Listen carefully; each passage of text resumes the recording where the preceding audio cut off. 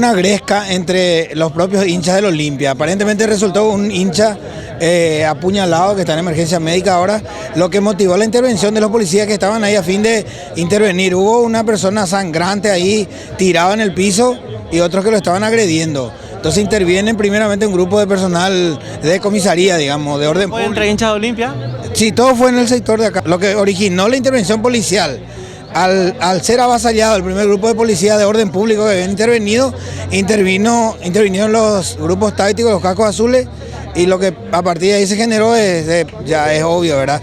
Corridas, gases, disparos con balines de goma y en consecuencia la respuesta de parte de los hinchas con las pedradas y todos los actos de vandalismo que ustedes van a observar ahí en la calle, ¿verdad? Había un espacio para 600 personas habilitadas para la visita y ahí en la calle nosotros teníamos 2000 personas. De hecho que era ya una situación irregular para nosotros como responsables de la seguridad pública. Era una situación bastante compleja que estábamos justamente negociando cuando se plantea ese otro incidente que era totalmente ajeno a la situación que estábamos manejando.